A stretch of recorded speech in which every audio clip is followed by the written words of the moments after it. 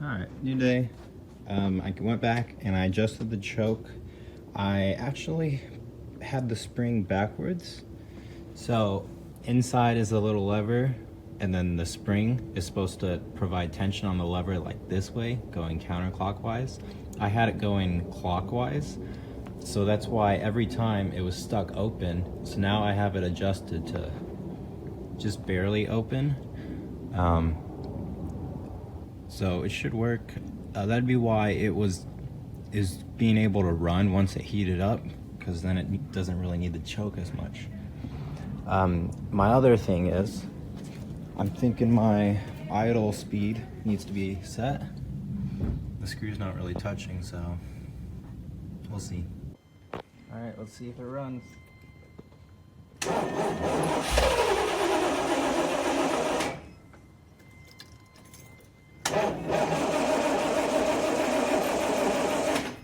My battery is dying.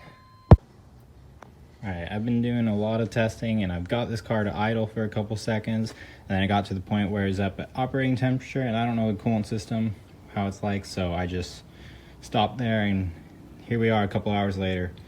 So found out we had the choke on backwards essentially, so that's all hooked up right.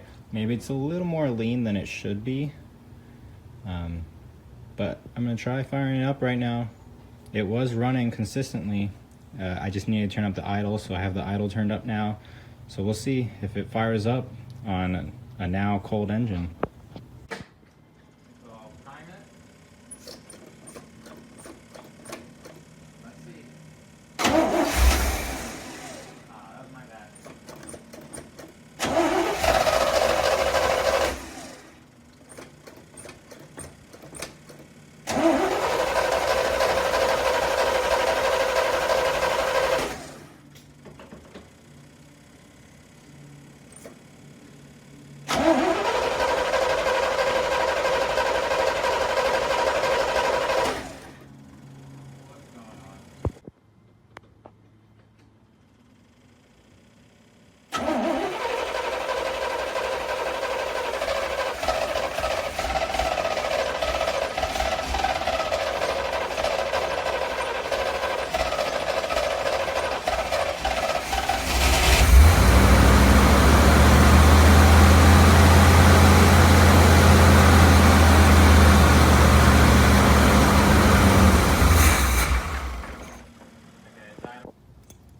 Alright, the car can idle and it will stay running if I give it a bunch of gas. It doesn't feel like it's running as good as it should be. It definitely seems on the lean side. It smells like it's kind of lean. The engine's still cold. It just fired up for maybe 30 seconds. And I'm kind of thinking whatever's controlling the high idle, I think that's all the choke that's in control of that. And it's smelling lean, it sounds lean to me. I'm thinking I need to adjust the choke to get a little more rich. But honestly, I think I'm gonna stop here for today. And then tomorrow, in the next video, we'll dive into the cooling system. Make sure that's all good before we keep running this engine. All right, here we are, working on the coolant system. We're gonna inspect and see what it's like. This was a struggle. This coolant cap was stuck on there so good. I fought with that for way too long. I'm just gonna order a new one now, since I mean this will probably seal, but like it's all beat up on the aluminum. So inside of here got some green coolant, not bad. When I was in the process of removing this, it like wiggled the plastic tube here, but I've been shining light through it and I haven't seen any cracks, so I'm assuming it's good. The radiator still has coolant in it, so it must not have a leak, especially with me running it. I believe the water pump works. And I put water in the overflow, so I mean, I'll get back to you when I have a game plan of what I'm going to do next. Finally!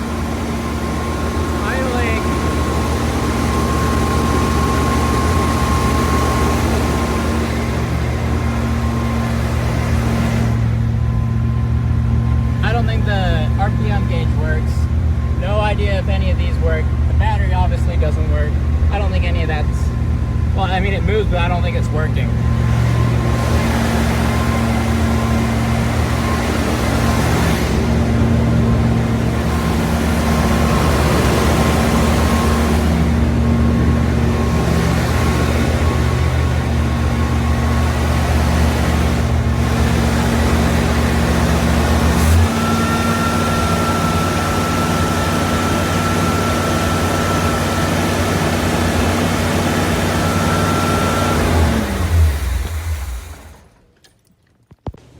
Alright, so here's the progress on the C3. I'm learning a lot more about what the choke does with the high idle and then the kick down normal idle, I guess, or hot engine idle. Learning more about that. Right now, let's see, if you open the throttle, the choke will close. Right now it's opening a lot higher than I set it to because the engine's been running. It's hot. The bimetal spring in there is working actually, which is good. So this is where the choke is. And basically I'm gonna run it. I'm gonna bypass the choke and press the little lever all the way down so the choke stands straight up. And then on this side, it's been idling super high even after bypassing or like closing the choke. I guess opening the choke all the way up so airflow gets in. It's because I have my idle screw way too high. So I just lowered that, cross your fingers, but it should idle at a normal speed now. I'm not gonna give it any gas or anything.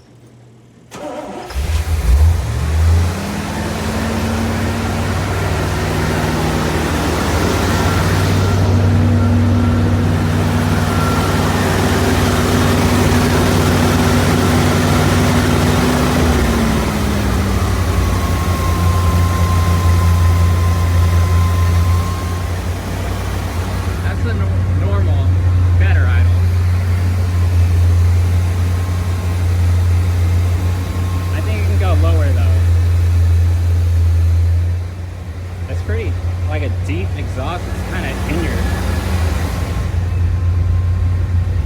Yeah, it definitely needs to go a little lower, but we're getting there.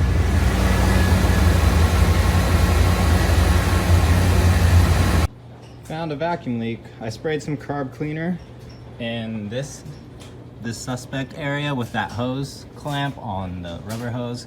The thing I just did just so I could get it running.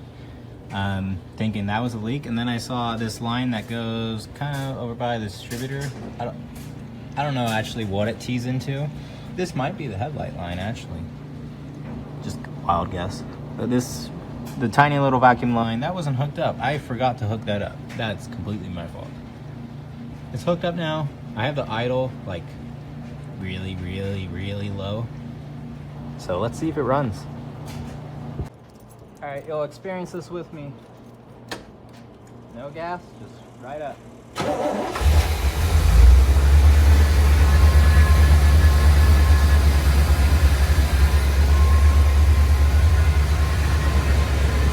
It sounds much better.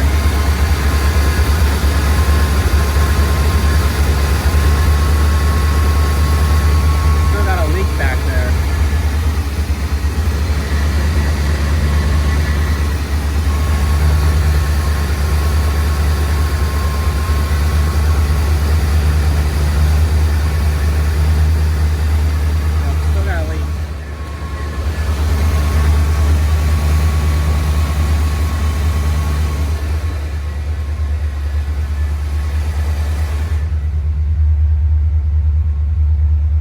Thermostat's actually working now. Let's give it gas.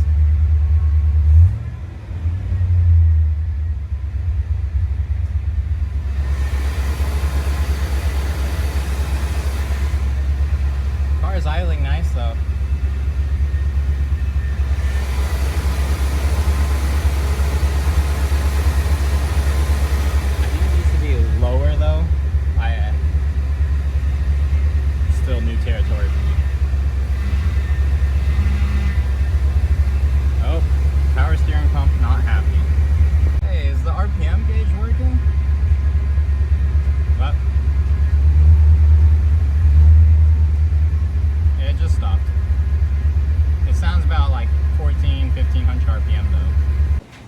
intended this video to be on a coolant system upgrade or like refresh. Refresh is a better word. But I mean, the coolant system seems to be working. I would definitely like one of those laser thermometers. That would be nice. Really help me verify everything's good, but like I can touch both hoses and they're both super hot. Thermostat definitely opened up. I know the water pump is actually spinning because you're not hearing that seize noise if it was seized. And the coolant got from one hose to the other. They're both hot now, so the radiator was full of coolant once I finally got that coolant off. So definitely got to get a new cap for that. And then we ended up turning down the idle and found a vacuum leak, which I bet everybody expected there'd be a vacuum leak there. Still debating on replacing this hardline, either just buying the replacement hardline part or just buying the fittings, because I already have the rubber vacuum line, not vacuum line, the rubber, yeah, I guess it is vacuum line, but it's for like some thick vacuum, like the power brakes.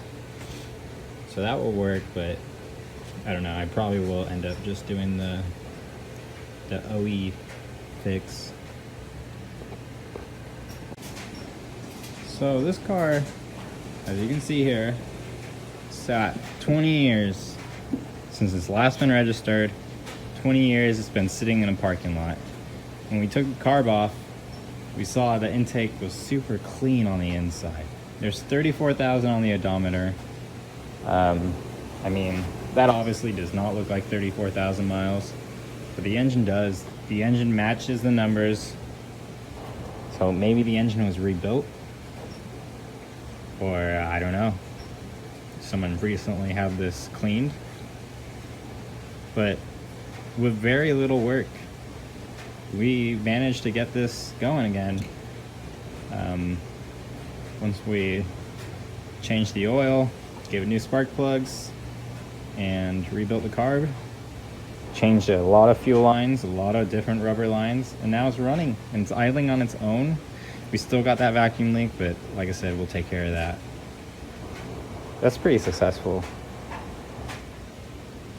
So I think that's going to be it for this video.